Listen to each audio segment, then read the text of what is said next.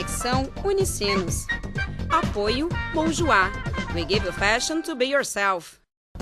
Olá, hoje é quinta-feira, 27 de junho. E você acompanha a Conexão Unicinos pela TV e pela FM 103.3. Constituinte, plebiscito e reforma política. No programa de hoje, entenda o que são essas propostas feitas pelo presidente Dilma Rousseff em resposta às manifestações em todo o país. No quadro Toque Conexão, Camila Keu traz as características da literatura distópica. E tem ainda a previsão do tempo para o Vale dos Sinos em todo o estado. Eu sou Rodrigo de Oliveira, jornalista da Unicinos FM. Eu sou Vanessa Ores, jornalista da TV Unicinos. Conexão Unicinos está começando agora. Fique com a gente.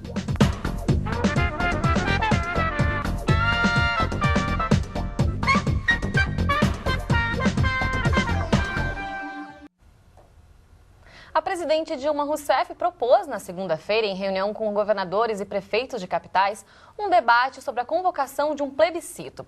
O objetivo é que os eleitores decidam se querem ou não a criação de uma constituinte específica destinada a fazer uma reforma política. E para falar mais sobre isso, nós recebemos aqui no estúdio André Olivier, que é um dos coordenadores do curso de Direito da Unicinos, também com a gente Roberta Magalhães Gubert, que é professora de Direito Constitucional da Universidade. Olá, sejam bem-vindos, tudo bem? Olá, tudo bem, Vanessa, Rodrigo? Tudo bem. Bom, professora, em primeiro lugar, essa proposta da presidente Dilma é uma resposta aí a essas manifestações que estão acontecendo nas ruas. Como é que a gente pode avaliar esse momento?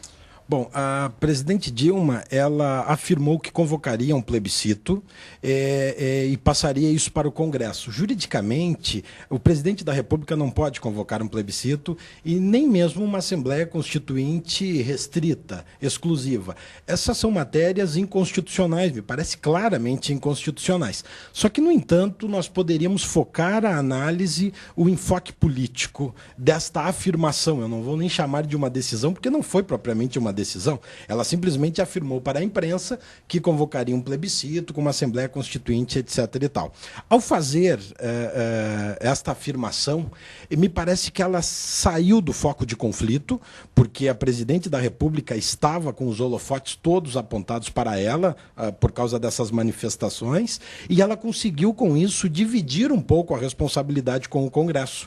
Me parece que ela, inclusive, saiu do foco de 3, 4 dias para cá, me parece que a mídia, as manifestações estão olhando muito mais para o Congresso. Então, me parece que, embora juridicamente inconstitucional, politicamente foi acertado, porque dividiu com o Congresso. O que nós vimos de 3, 4 dias então para cá, ou desde segunda-feira para cá, é o Congresso tendo que decidir algumas questões e decidindo algumas questões, mesmo que, na minha opinião, de forma demagógica, como é o caso da rejeição da PEC 37, isso se deve muito a esse desvio do foco da presidente Dilma. Mas tem talvez as pessoas começam a pensar, poxa, nunca vi esse pessoal trabalhar tanto, Nunca vi trabalhar tanto, exatamente. Mas se nós pegarmos aqui a rejeição da PEC 37 por parte do Congresso, tudo fica como estava. O Ministério Público fica com seu campo de atuação do mesmo modo que estava até então, não tem alteração nenhuma. Tá? O grosso modo, nós poderíamos brincar que colocou-se o bode na sala e se tirou o bode, porque não tem impacto jurídico nenhum que está acontecendo. Teria se tivessem acatado a PEC 37. Outra medida que eu classifico como demagógica é a corrupção como um crime hediondo. A lei dos crimes hediondos é uma lei inconstitucional e eu não vejo aplicação prática no Poder Judiciário que realmente traga alguma alteração no jogo em relação a isso. O projeto foi anunciado ontem pelo Senado, né, Rodrigo? Bom, professor, a gente está falando tanto em plebiscito, mas tem muita gente que não entende exatamente o que significa um plebiscito. Então, a gente gostaria que a senhora explicasse para a gente e até mesmo o que caracteriza essa questão. Bom, o plebiscito ele é um mecanismo de democracia direta. No Brasil, tradicionalmente, a nossa democracia ela é exercida por meio de representantes. Os eleitores vão votar, vão escolher deputados e senadores, que, por sua vez, vão debater as questões no Congresso Nacional e vão decidir de forma indireta as questões, os destinos políticos do país. O plebiscito ele rompe com essa representação na medida em que ele é uma consulta direta ao povo. Então, o plebiscito ele pode ser convocado pelo Congresso Nacional por meio de um decreto legislativo, né?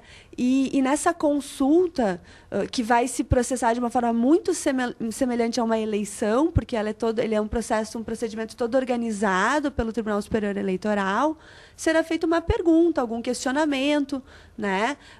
Questionando diretamente a todos os eleitores qual a posição popular. Qual a diferença, por exemplo, em relação ao referendo, que a população passou também para essa questão do desarmamento, por exemplo? Na verdade, são mecanismos muito semelhantes. O plebiscito, ele é feito de forma prévia. Então, o plebiscito ele é convocado, é feito um determinado questionamento aos eleitores e, de acordo com o que for manifestado nas urnas, né, porque a gente também utiliza a urna para fazer esses questionamentos, o Congresso, então, ficará vinculado a uma futura elaboração de uma lei, de um projeto, de um programa. O referendo é o contrário. O Congresso discute uma determinada matéria, vota uma lei ou alguma medida, algum projeto, algum programa e condiciona a eficácia dessa lei ou desse programa a uma posterior consulta à população. Mas é apenas uma consulta também, né? A resposta não quer dizer se ela vai ser acatada ou não. Ela é. Ambas são vinculantes, ambas são determinantes para a adoção ou não daquela política. É diferente, por exemplo, de uma audiência pública. Né? Então, a gente vê muito o Supremo Tribunal fazendo audiências públicas, né, para ouvir parcelas da sociedade. Essas não são vinculantes. Mas o referendo, né, no caso, na medida em que ele condiciona a eficácia daquele artigo ou de todo um projeto de lei à confirmação popular, a resposta das urnas será determinante. Eu poderia fazer um complemento aqui ao que a professora Roberta estava comentando. A gente vivencia atualmente, isso não é um problema só do Brasil, uma crise de representatividade, da democracia exercida pelo menos de maneira indireta. Mas eu acho que o plebiscito, o referendo, o plebiscito e o referendo, a iniciativa popular me parece ter uma característica de exercício direto, claramente direto por parte do povo. Mas plebiscito e referendo têm uma característica de semidireto, quase direto. Porque algo que nós não podemos esquecer é quem irá fazer o questionamento. Como essas perguntas serão feitas num plebiscito e num referendo? E aí nós retornamos novamente ao representante, que por mais que a gente diga que há uma crise de representatividade, quem irá propor o questionamento continua sendo o representante.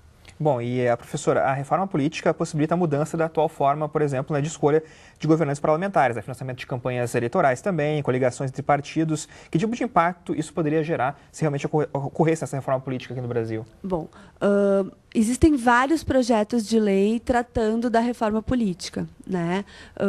A grande maioria desses projetos, eles já estão prontos, eles já foram debatidos no Congresso, eles já estão encaminhados para uma tramitação sem a necessidade de uma PEC, né? Sem a necessidade de uma constituinte específica, né? Já existe no Congresso um trabalho para esta reforma, né?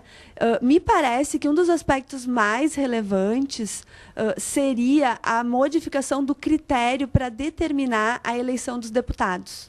Né? Hoje nós utilizamos um sistema de representação proporcional. Né?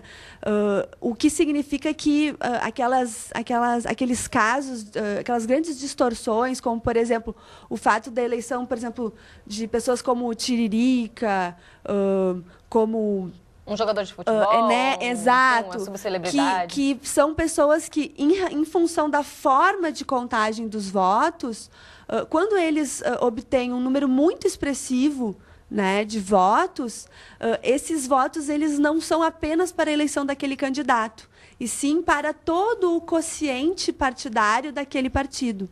Então, um dos aspectos mais relevantes da reforma seria uma reformulação desse sistema proporcional, justamente para evitar essas distorções, né, de um partido talvez de menor expressão, que busca aí uma figura né, que está na mídia, uma pessoa, né, muito assim, com as quais o povo se identifica, e aí usa essa figura, né, para, digamos, para conseguir levantar, atrair, né, exatamente, e com isso eleva de forma, né, muito grande o quociente do partido como um todo. E aí não só aquela pessoa se elege, mas junto com ele vão 2, 3, 4, 6 candidatos, às vezes, entram junto. Tá certo. Então, bom, Conexão faz agora uma pausa para um rápido intervalo e na volta a gente continua essa conversa aqui no estúdio. É isso aí, só nós já voltamos pela TV e pela 103.3.